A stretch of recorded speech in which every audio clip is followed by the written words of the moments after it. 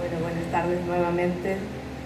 En nombre de la Secretaría General de Extensión Universitaria, del cual depende este Centro Cultural Campestre, queremos darles la bienvenida al señor Alejandro Bovino Maciel, que va a presentar su novela El Rey Prófugo de Portugal, acompañado del señor Augusto Belenda y Luis Polo, ambos escritores.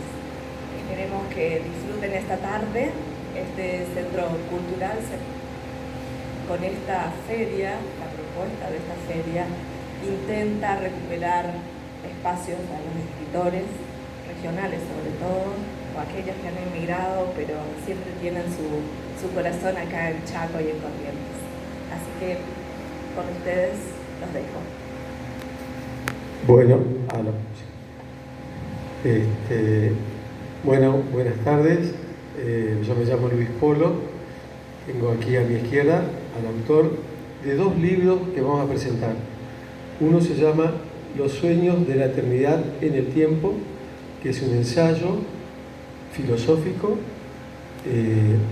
es una crítica desde la filosofía a cómo se concibieron los primeros dogmas de la religión católica.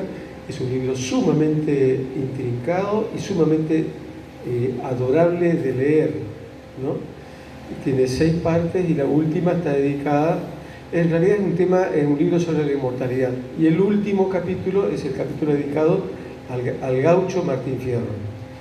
Después a mi izquierda tengo a Augusto Belenda, que es el que va a comentar el libro de Los sueños de la eternidad, y yo voy a ser encargado de comentar, en realidad esto va a ser un diálogo, ¿no?, con Alejandro, el libro de El Rey Prófugo de Portugal, que relata desde una ficción, desde una primera persona. Se pone en el papel de João VI. ¿Qué decide hacer João VI cuando Napoleón, nada más y nada menos que el mejor general de la historia de Occidente, por lo menos para mí, por lo poco que he leído, decide invadir la península ibérica? Entonces toma una decisión absolutamente extraordinaria João VI. Entonces, lo mejor siempre es conversar, me parece, para mí. Como decía hoy Alejandro, escribir es un oficio muy solitario. Hay que estar horas y horas y horas. Entonces, cuando llega la parte de la feria, lo más lindo es dialogar entre nosotros y con ustedes. Eso es lo mejor, porque si no uno se termina cansando de leer, de corregir, y además encontrar una cantidad de personas que en Corrientes o en Resistencia no quieran dormir la siesta y tengan ganas de venir a escucharnos a nosotros. La verdad es que, bueno, esperemos estar a la altura del esfuerzo de ustedes. Así que bueno, los dejo con Augusto. Él va a hacer las preguntas a Alejandro y después yo voy a hacer las preguntas a Alejandro sobre El Rey Prófugo de Portugal. Bueno, muchas gracias, Luis. Yo puedo comentar este libro extraordinario que se llama Los sueños de la eternidad en el tiempo. Y lo mío, pretendo hacer también un diálogo con el amigo sobre estas contradicciones que existen entre lo temporal y lo inmortal, las contradicciones que existen en los distintos criterios que existen sobre la eternidad. ¿Cómo entendemos la eternidad? Entonces, se plantea en el libro, me parece a mí, y eso me voy a preguntar, como la eternidad, como una ida al infinito, digamos, un tiempo infinito. Yo entiendo la eternidad como un espacio de tiempo, un espacio sin tiempo, digamos, donde el pasado, el presente y el futuro se conjugan en un solo momento. También, lógicamente, al no haber tiempo, tampoco puede haber movimiento.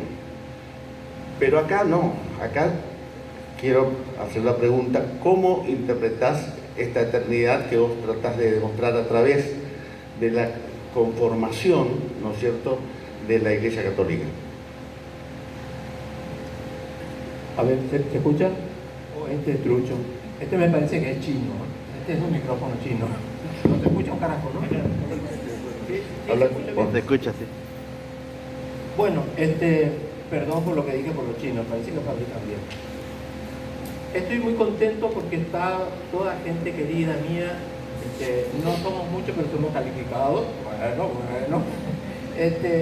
Estaba pensando esto del oficio solitario, del escribir, porque el año pasado, cuando fui a Paraguay para estrenar una obra de teatro que se llama La Casa de la Rosa Plateada, que escribimos con la madre de Martita Bidoni, con Marta Aquiles, pensamos esa obra, se estrenó en Paraguay, había en el teatro 200 o 300 personas.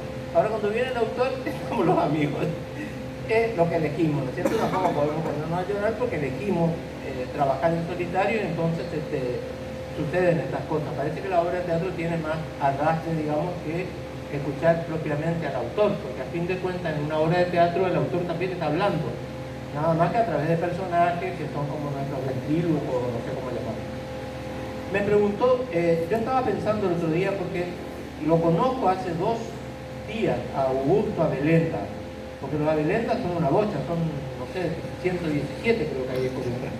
Me faltaba conocerlo a Augusto. Esa misma noche me invitó a comer 3 comidas exquisitas, pero exquisitas en serio, gourmet. Y ya me hizo esta trampa, me dijo, ¿no será que la eternidad es un espacio sin tiempo? O un tiempo sin espacio.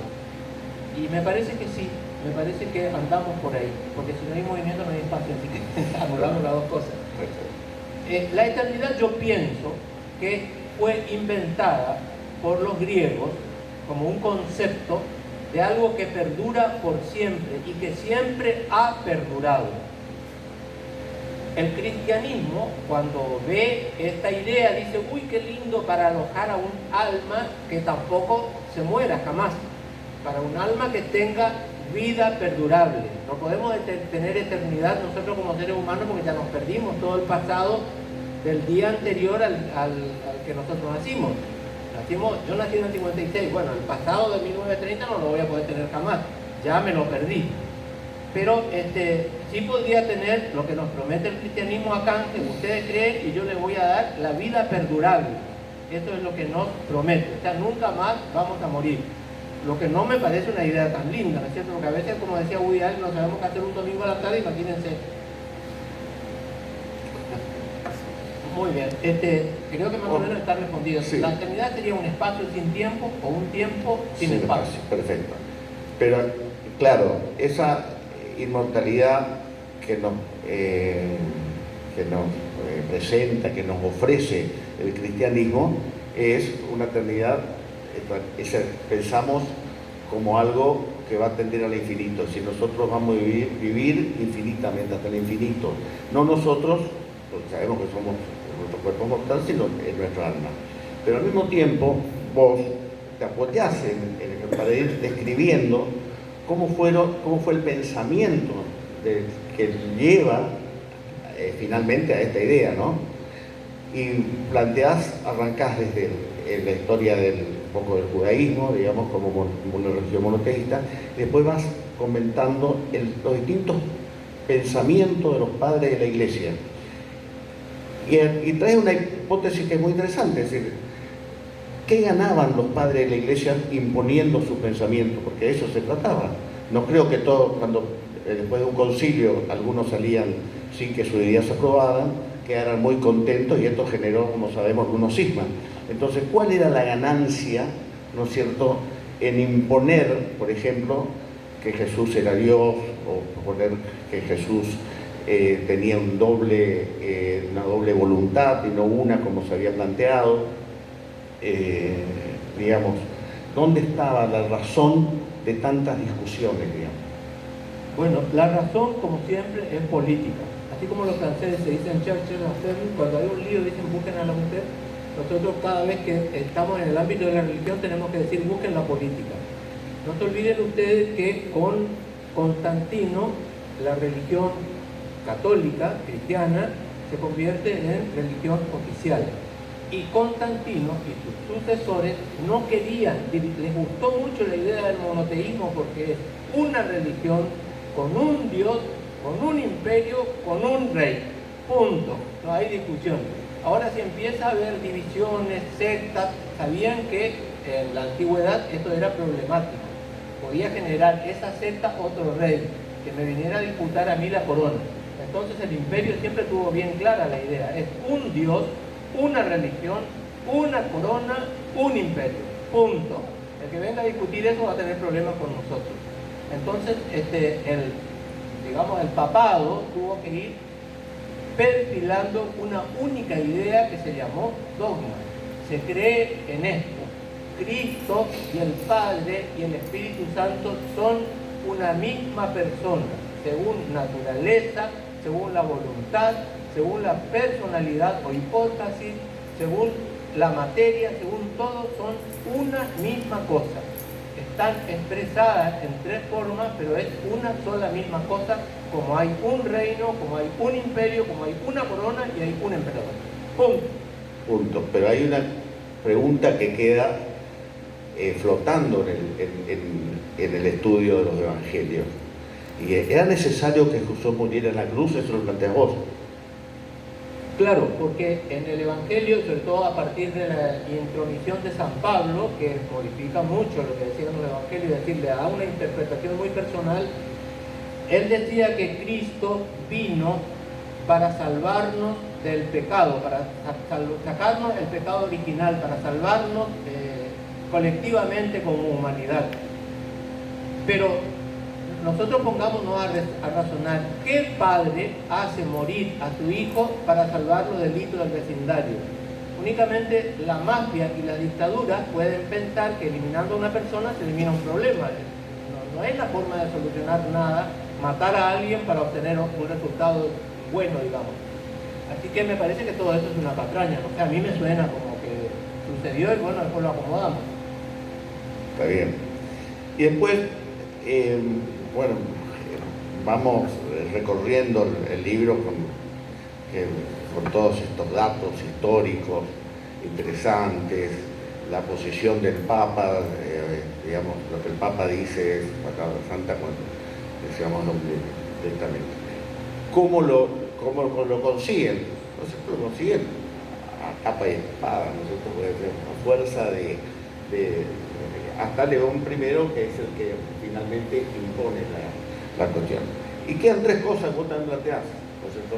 Que Dios es bueno, Dios es omnipotente y que existe el mal. Y lo interesante de esto es que él plantea que esa Trinidad es en algunos aspectos incompatible, porque si es bueno, ¿cómo puede ser que haya creado el mal? ¿No es cierto? Pero yo ahí te la pregunta, ¿es realmente omnipotente? Porque la pregunta es así: si Dios puede crear una piedra que nadie la puede destruir, es omnipotente, ¿no es cierto? Pero si esa piedra no puede ser destruida por él, quiere decir que no es tan omnipotente. Entonces, estos principios, bueno, omnipotente y creador del mal, de pronto es como que son una serie de contradicciones. Sí, pasó lo mismo en la Revolución Francesa. Igualdad, fraternidad, libertad. No pueden coexistir esas tres cosas juntas. Porque para tener igualdad, yo tengo que coartar la libertad, porque ¿cómo hago la igualdad? ¿Cómo hago que todos tengamos en la billetera la misma cantidad de dinero? Y tenemos que sacarnos, ya parezco mi ley con esto, pero tenemos que sacarnos unos a los otros. Entonces estoy allanando la libertad. Bueno, lo mismo pasa con estos tres estamentos que tiene la religión. Dios es potente, omnipotente, perdón. Dios es bueno y existe el mal. Ahí tenemos un problema. Quiere decir entonces que si es omnipotente y permite el mal, no sé si es bueno, porque no parece una persona buena, ¿no? La que haga eso. En fin, cuando ustedes van buscando las combinaciones se van a dar cuenta que siempre resulta imposible que sea bueno, que sea omnipotente y que exista el mal. Son contradictorios. Pero es una más de todas las contradicciones. Por eso es que los teólogos dicen que la fe resuelve todo. Si uno cree, tiene que creer con el corazón. Pascal decía, crean en su corazón. Que yo sepa, mi corazón es un músculo. No quiere, ni odia, ni ama, ni nada. Es un músculo que, pobrecito, empieza a laburar el día que a mí me conciben y termina de laburar el día que yo me muero. Así que está ocupado en eso, no está ocupado en querer u odiar, no tiene eso, el sentimiento quiere decir no está en el corazón. La gente erróneamente lo atribuye al corazón por una sencilla razón. Cuando uno está emocionado, generalmente las coronarias se achican. Cuando se achican las coronarias llega poca sangre al corazón y uno siente una opresión acá que es la misma que sentimos cuando tenemos angustia.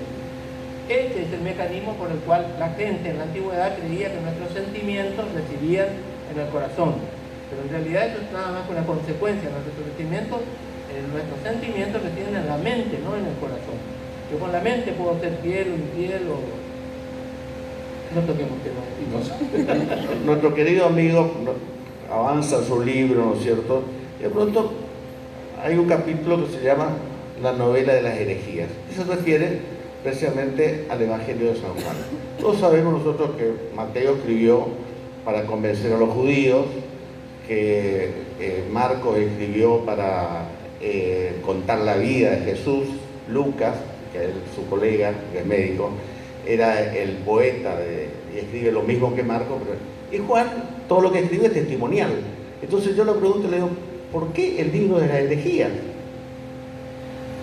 San Juan, cuando escribe el Evangelio, lo hace muy influido por el neoplatonismo que estaba de moda en ese momento. O sea, eran las doctrinas de Platón retomadas por Plotino, Proclo, algunos filósofos que creían, como ustedes recordarán, Platón creía que había dos mundos. Un mundo que es perfecto, el de la idea, donde si Dios quiere existe un Alejandro Bovino Maciel, que no tiene un tumor en la cabeza, que es simpático, que no miente, la DGI no lo persigue, o la AFIP ahora, en fin, es perfecto eso.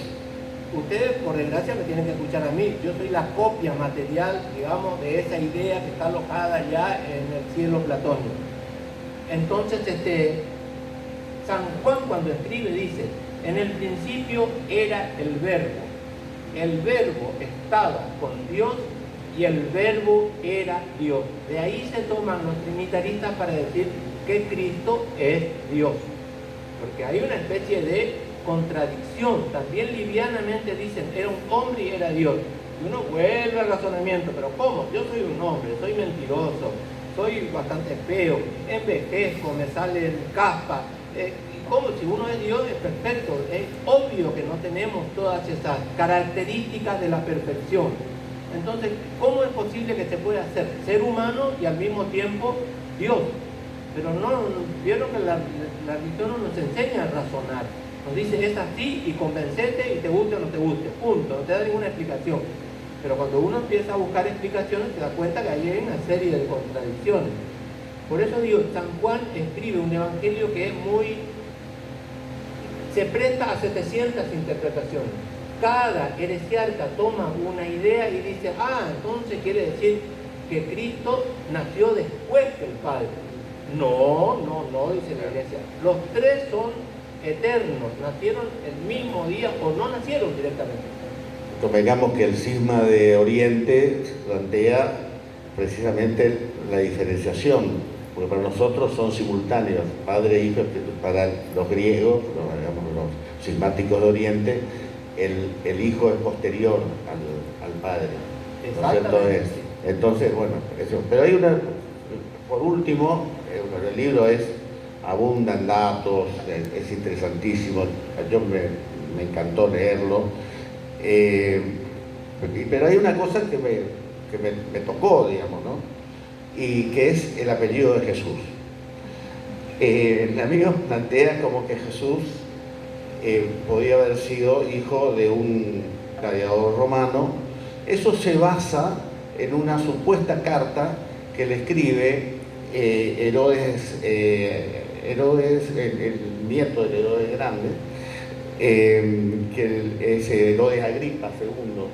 Él escribe una carta al emperador Claudio diciéndole que Claudio le preguntaba qué era eso de los mesías, porque tenía miedo de que el Mesías vaya a sacarlo de Roma como emperador, ¿no? Tenía temor.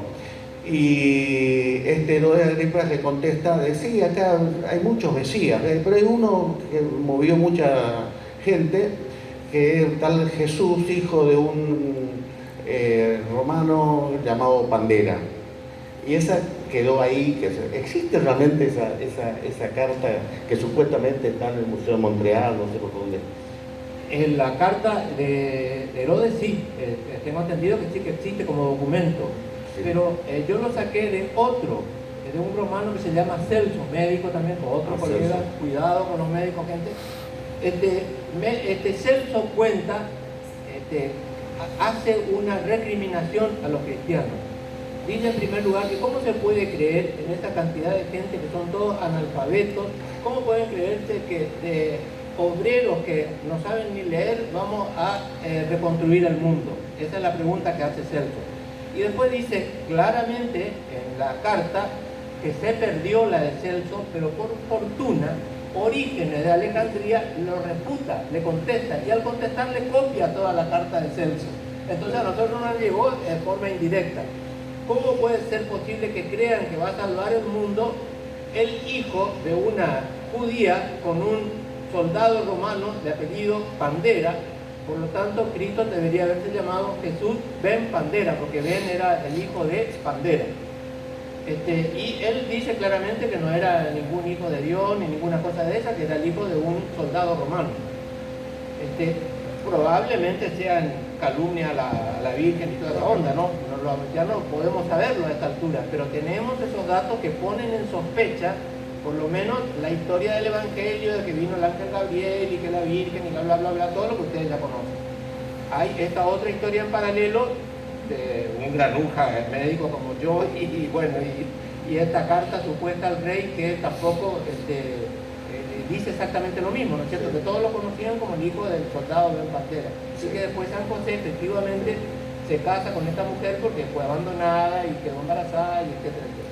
Sí, exactamente así. Bueno, como siempre todo libro nos lleva a otros libros. En sus últimos capítulos habla de la inmortalidad de Gilgamesh. Como sabemos, Gilgamesh es una obra magnífica, una de las primeras, ¿no? Sumeria. Y bueno, me llevó a ver, y por supuesto a la famosa historieta Gilgamesh el Inmortal y todo ese tipo de cosas, que habla siempre de la inmortalidad, ¿no? Pues la inmortalidad está pensada como el vivir siempre, ¿no? No en cierto estado. Porque yo, por ejemplo, en el libro que escribí, hago convivir a Diego Maradona, por ejemplo, con jugadores de fútbol anteriores a él, como Di Stéfano, ese tipo de cosas. Creo que algo de eso también pasa por tu cabeza. Pero yo quiero hacer una última pregunta y pasar después a Luis para no entenderme qué cosa. ¿Es posible conciliar fe y razón? No, para mí es imposible. Tanto Tomás, pobre, engordó, creo que tenía 170 kilos de tanto que comía maníes para tratar de conseguir ese milagro, pero lo consiguió a medias, ¿no? Sigue habiendo oquedades. Solamente planteando esto, así que Dios es omnipotente, así que Dios es bueno, explícame por qué hay mal, por qué viene un terremoto que mata a niños, deja huérfanos, viudas, etcétera, etcétera, si nosotros no le hicimos nada a la tierra para que... Por el cambio climático, ponerle las tormentas, todo eso se justifica, pero el terremoto sigue no habiendo ningún mecanismo humano para que podamos producir un terremoto. Los terremotos existen. ¿Y por qué Dios no hace nada? Entonces, si es tan bueno y es omnipotente. Entonces, sin dejar de creer en Dios, apoyémonos un poquito en las teorías de Spinoza o algo así. Bueno, les recomiendo muchísimo este libro. La verdad a mí me encantó leerlo, aprendí muchísimo. Aparte es un tema que a mí me apasiona, todo el tema del catolicismo y de las religiones, también las religiones anteriores. He leído bastante, pero acá con esto tengo que decir que tengo que seguir leyendo. Muchas gracias por este libro, Alejandro, y le dejo la palabra al amigo Luis Paul. A mí me asombró lo que este señor, que es ingeniero, sabe de cultura. No, yo nunca había conversado con él y ese día quedé... Él me decía, pero no sé cómo presentar. Y yo le dije, pero yo no me acuerdo al otro día de lo que escribí un día anterior, así que no te hagas problema, que mi memoria no... ya está fallada, ya explotó el chip. Muchas gracias. Bueno, el libro se llama, les recuerdo, los sueños de la eternidad en el tiempo. Pega un salto y hace una interpretación, hace una lectura del gaucho Martín Fierro. Y yo con los años yo soy libreño de nacimiento, me crié 15 años, hasta los 15 años en Paso de los Libres, después viví 15 años en Buenos Aires, después me radiqué en Corrientes. Siempre me gustó la historia y de a poco me fui adentrando en la vida del gauchaje, que es algo muy propio del correntino, de lo que se llama la correntinidad, el tema del gaucho. Algo no muy afín a mi familia porque mi padre era muy porteño, era muy citadino. Por ejemplo, en mi casa no se escuchaba chamamé, se escuchaba tango. Entonces yo amo el tango, mucho más que el chamamé. Y me encuentro con este libro de Alejandro, el último capítulo que él dedica hace una lectura de la obra y lo ubica en el tiempo a José Hernández en un tiempo preciso. José Hernández empezó a escribir el Martín Fierro en la ciudad de Corrientes. ¿Y por qué estaba en Corrientes? Porque él era declarado enemigo de Domingo Faustino Sarmiento. Es más, era un levantisco. Yo creo que a Hernández le gustaba más empuñar el arma que empuñar la pluma. Se levanta contra Sarmiento, siendo presidente Sarmiento, entonces se escapa, se esconde en Corrientes, donde en Corrientes parece que se podía refugiar, pero no estando tranquilo se va al sur de Brasil. En el sur de Brasil él se va al campo de un amigo y escucha las payadas de los gauchos. Y dicen que la métrica del gaucho Martín Fierro es la métrica que él tomó estando en Brasil. Entonces vuelve a Corrientes, regresa a Buenos Aires y empieza a escribir la primera parte, que es el gaucho Martín Fierro, y años después el regreso del gaucho Martín Fierro. Y son, parece, dos libros complementarios pero distintos. Y entonces mi pregunta inicial a Alejandro, y que a mí me sorprendió, que en un momento dado dice, hay un famoso diálogo en el regreso del gaucho Martín Fierro, en una payada con el moreno, que el moreno viene a ser el hermano del negro al que él lo desafía, al que dice, va cayendo gente al baile, entonces agarra y lo mata. Y hacen un diálogo, parece un diálogo al estilo aristotélico, platónico. Le dice, ¿qué opinas sobre el ser? Y el moreno le contesta, ¿y qué opinas sobre el tiempo? Y el moreno responde. Y la admiración del gaucho, ¿no?, es que el gaucho en realidad se está civilizando. El gaucho se reencuentra con sus hijos, ¿sí? Se reencuentra con sus hijos, ya volvió de estar viviendo con los indios, pero vive en un entre. No puede ser adoptado por la ciudad porque la ciudad se está europeizando, ni puede vivir con los indios porque ha peleado con los indios. Entonces es un entre. Y vivió así durante años en la sociedad porteña la figura del gaucho. Hasta que llega un señor que se llama Leopoldo Lugones, nada más y nada menos que Leopoldo Lugones, y viendo la oleada de los europeos que traen las ideas europeístas, pero que a su vez traen coladas las ideas del socialismo y el anarquismo, dicen, no, la Argentina necesita una figura central que identifique a la argentinidad, ¿no?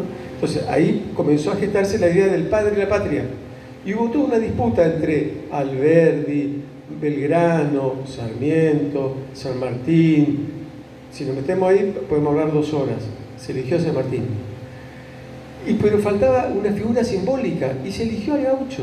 Entonces, de alguna manera, yo no sé si esa fue la idea de Alejandro, se trató de inmortalizar al gaucho, ¿sí? Y el gaucho, no cualquier gaucho, un gaucho que había sido desertor, un gaucho que había andado por ahí, que tampoco era un gaucho trabajador. Entonces dice Lugones, yo lo elijo al Martín Fierro. ¿Por qué? Porque demuestra la hermandad, ¿sí?, la solidaridad, la hombría, ¿sí? Parecía que la Argentina necesitaba eso en alguien, en algo. Y Borges se opone, le dice qué distinto hubiera sido el destino me encanta imitarlo a Borges, no me sale. Qué distinto hubiera sido el destino de la patria si en lugar de haber elegido al gaucho Martín Fierro hubieran elegido al Facundo, ¿no? Y en realidad Hernández escribe el Facundo en respuesta para criticarlo al libro de Sarmiento. Es una crítica. Bueno, entonces, para mí lo más atrapante de ese libro fue eso, fue cómo Alejandro trasladó todo su bagaje filosófico para leer y atravesar el libro del gaucho Martín Fierro. Es un trabajo excepcional.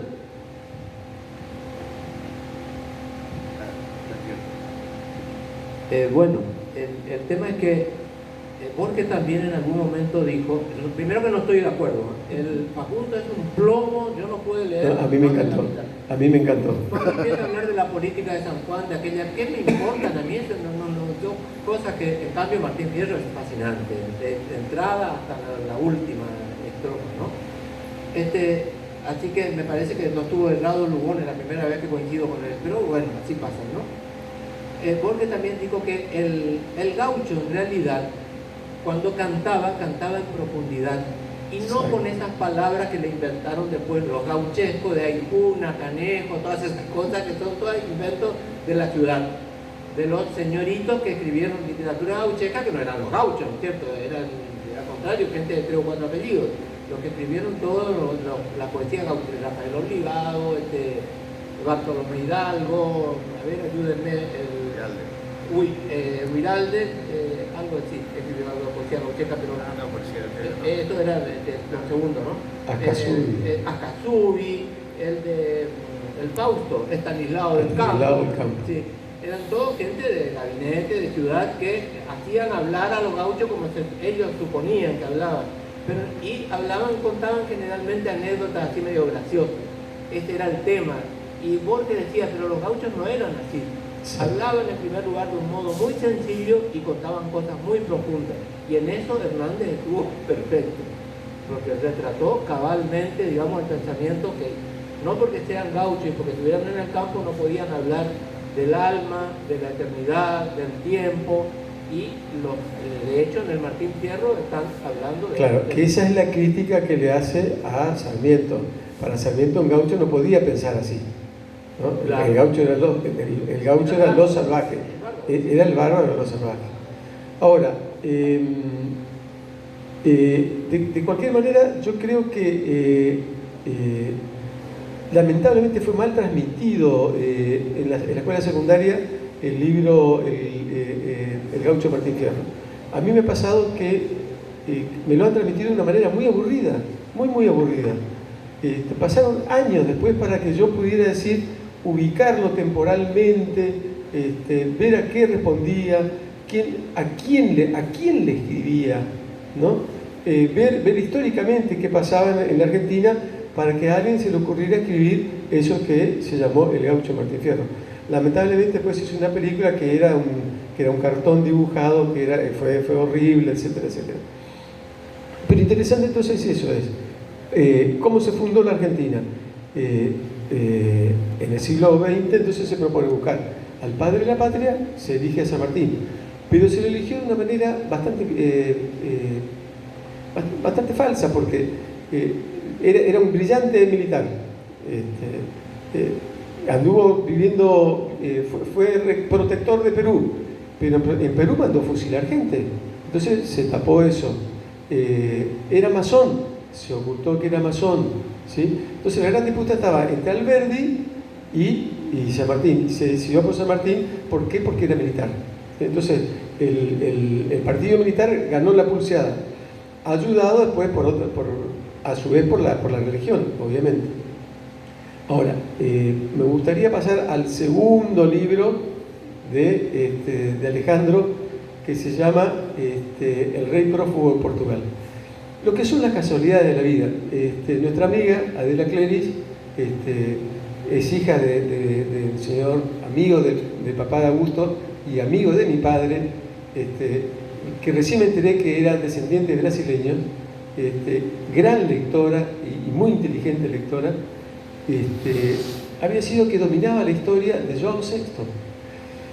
Yo me crié en Paseo de los Libres y yo sabía que los brasileños tenían algo así de un imperio, que habían querido ser un imperio. No, fueron un imperio, ¿sí? Es más, la declaración de independencia de Brasil fue sin armas. No fue al modo nuestro, que fue una guerra civil que duró 50 años. Hubo un ejército que fue, amenazó, llegó y se pusieron lo que se estaban por levantar y se terminó la historia. Pero lo interesante es cómo se gestó Brasil, cómo se gestó esa cultura imperial, y la relata tan bien Alejandro, tan bien. Yo empecé a leerlo, bueno, porque lo aprecio, porque lo quiero, pero la verdad es que el libro me atrapó. Y está escrito en primera persona. Él toma la figura de João VI y empieza a hacerlo navegar. Ya de por sí un libro que cuente un viaje, a mí ya me gana, a mí ya me compra. Entonces lo sube a un barco y de ese barco vienen, no sé, 300 personas más, viene toda la corte de Portugal a instalarse a Brasil. Pero no fue un simple capricho, fue una jugada política brillante, porque Napoleón los seduce a los Borbones y le dicen: déjenme pasar, no va a pasar nada. Por supuesto, cuando llega a España, lo mete preso a Fernando. Y entonces, ante eso, João emigra, ayudado por los ingleses, nada más y nada menos, astutísimos también, y se instalan en Brasil, ¿no? Pero lo increíble es los diálogos que establece João I, cómo vienen a traer la información de todos los pensamientos que andaban dando vuelta por Europa. Les puedo asegurar, si ustedes quieren hacer un recorrido de cómo se pensaba en esa época, los jacobinos, ya ni me acuerdo en este momento ahora, pero ese libro parece escrito para reflejar ese momento tan ebullicioso y tan especial y tan extraordinario de la vida de Occidente. Bueno, agradezco a Luis, me parece que está mintiendo un poco, no es tan interesante. Pero bueno, sí, el libro trata de reflejar, pensemos que esto sucedió en el año 1808, de manera que estamos hablando de principios del siglo XIX, pero lo que trae son todas las ideas del siglo XVIII, que estaban dando vueltas por Europa, que produjeron la Revolución Francesa, que fue por lejos el acontecimiento político y social más conmovedor y para todo el pensamiento político, económico, social de Europa. Trae todo el pensamiento de la Ilustración, que fue la tormenta que precedió a la Revolución Francesa, porque gracias a la Ilustración la gente abrió los ojos y dijeron: ¿qué es esto de que tenemos que aceptar reyes porque dicen que viene de Dios y que esto es toda una monserga, esto es todo mentira, es para aplastarnos, que nos pusieron corona? Vamos, levantémonos todos. Como hicieron en Francia, lo primero que hicieron fue decapitar a todos los reyes, así no tienen más la tentación de tener reyes.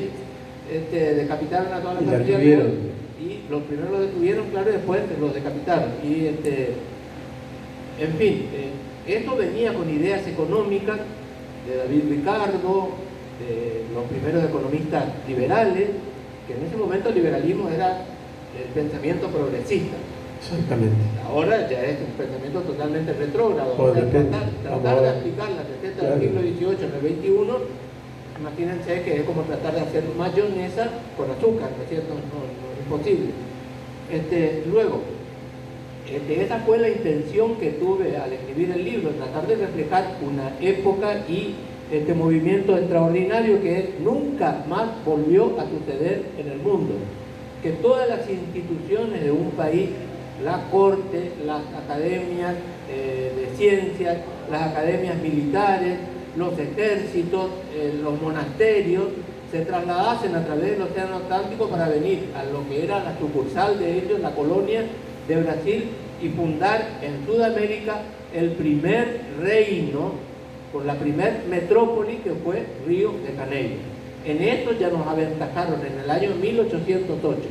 En el 1810 nosotros hacemos la revolución y después empezamos a pelear si vamos a ser unitarios federales, nos matamos, nos cagábamos a tiros, y los brasileños, cada vez que nosotros estábamos en convulsiones, avanzaban sobre nuestro mapa.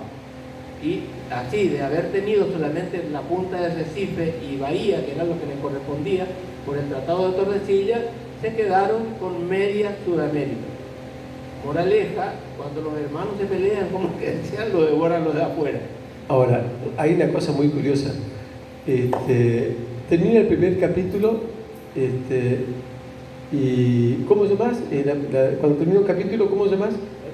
Un epílogo. Yo digo, ¿para qué un epílogo de un capítulo?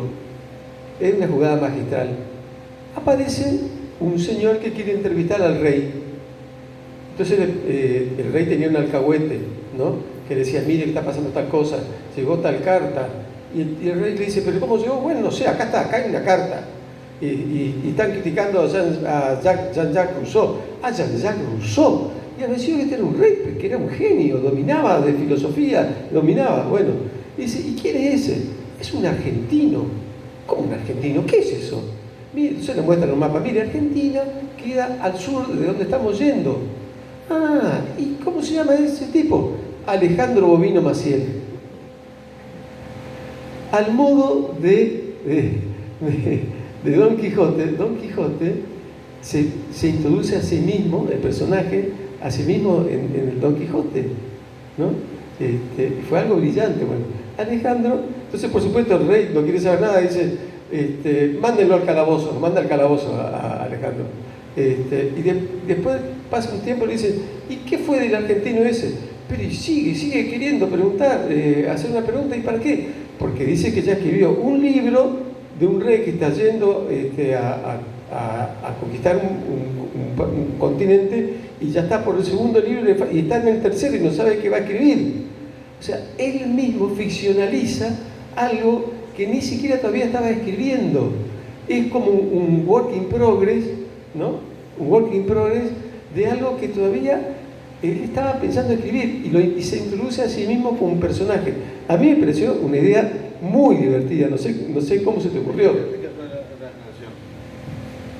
Bueno, y ahí surge, que lo que yo te decía, de que también en tu cabeza está el tema de la interacción, ¿no es cierto?, en el espacio y en el tiempo, como la eternidad, porque si vos, Bovino Maciel, se encuentra con este rey, el rey dice, ¿pero qué me quiere volver? Cree que yo soy un artista pop, la palabra pop no existía en esa época.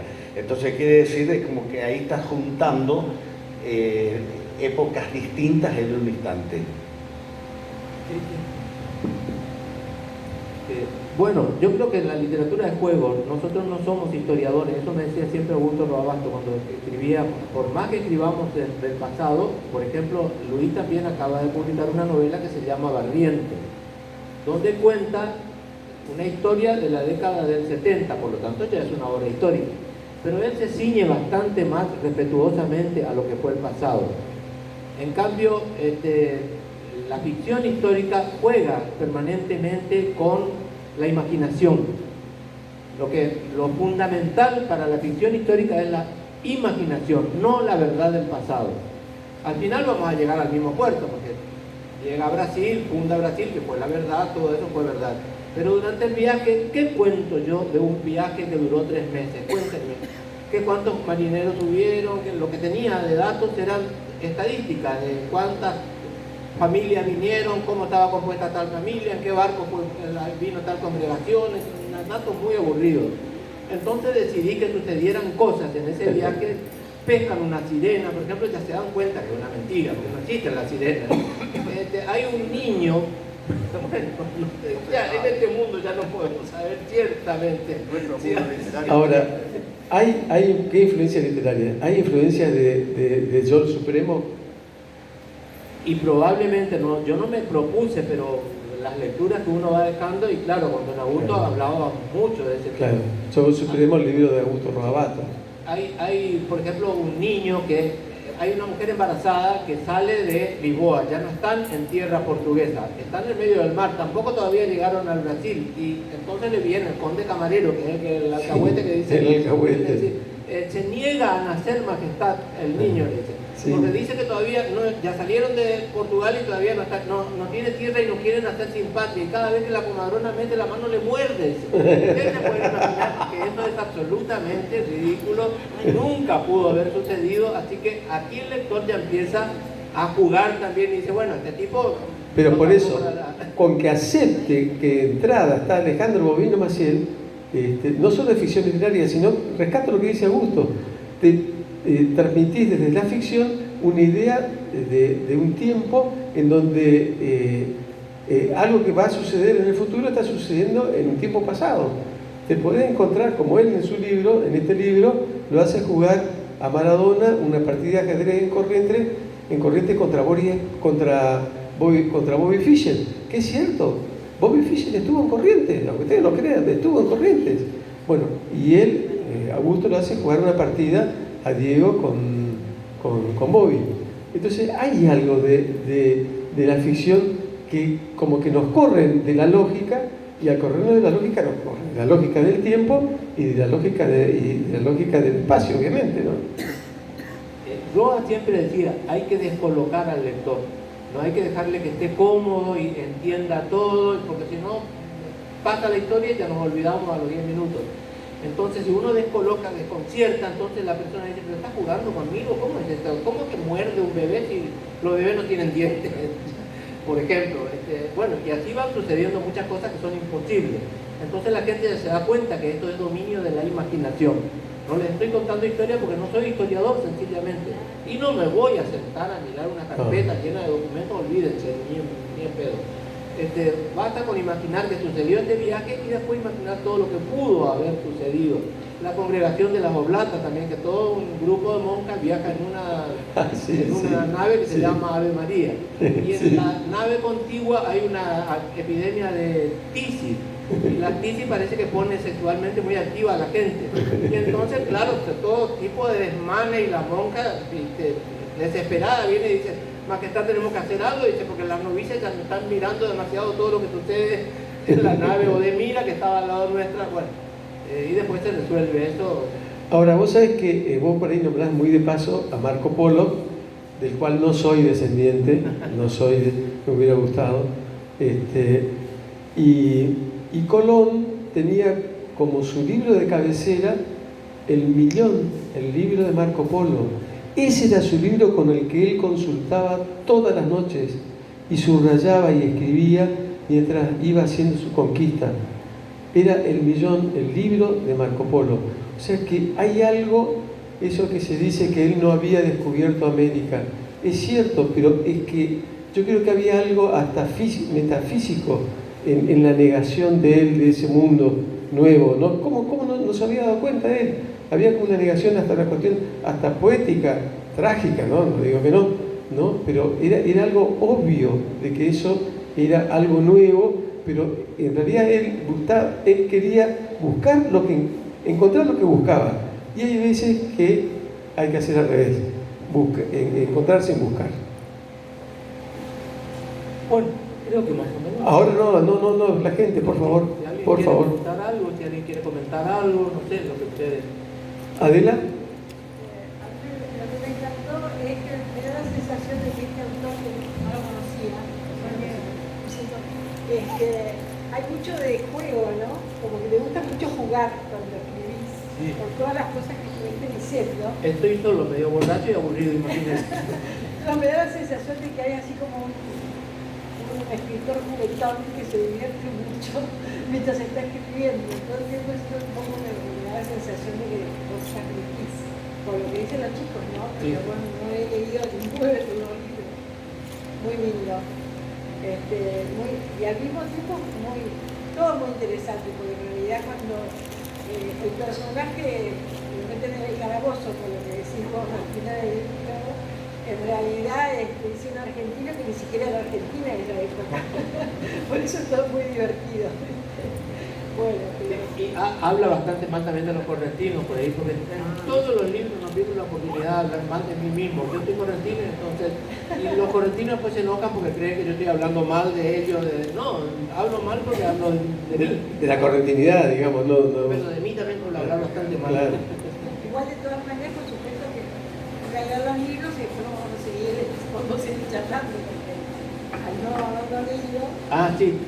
La editorial que está acá es la que vende el libro. Sí, estamos por ir corriendo ahora. Tiene el Rey Prófugo. ¿Alguna pregunta? ¿Preguntas nuevas? ¿No? ¿No?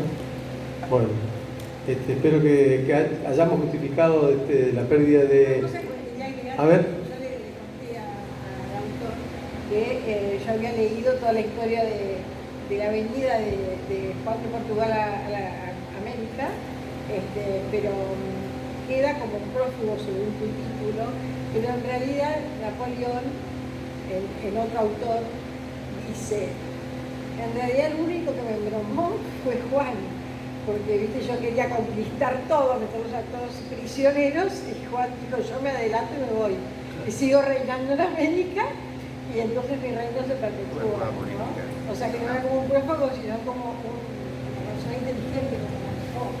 Claro, totalmente. Fue una jugada brillante porque dejaron vacío de poder Portugal. Porque Napoleón no pudo poner rey, no pudo poner nada. Invadió y se quedó en la puerta de la ciudad porque no podía. Le decía, ¿qué hacemos? Le decía, porque no hay autoridades, no hay a quien deponer para decir, bueno, ahora no, como hizo en España. Como hizo en España, que encontraron los dos pelotudos, los borbones que estaban peleados, el padre con el hijo, decían cornuda, qué sé yo. Y dijo, los meto los dos presos y pongo a mi hermano Pepe Botella, ya está. Eso no pudo hacer en Portugal.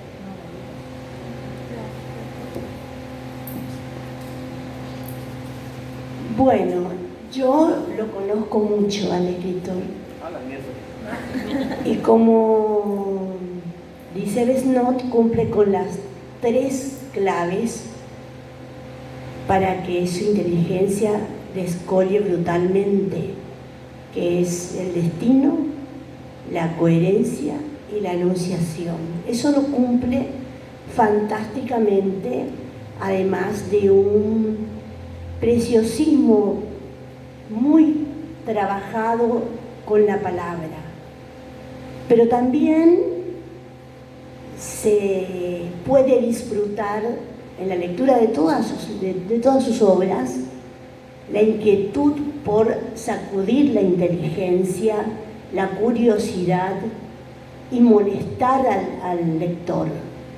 Eso es algo que quiero contar a modo hasta de marketing, si cabe la palabra, porque se trata de descubrir entre líneas a un escritor que también entre lo gracioso esconde lo nostálgico, lo melancólico y también esa duda de quiénes somos, a dónde estamos, a dónde vamos, nuestra finitud y nuestro no saber dónde ir después de todo lo que hacemos y de todo lo que escribe.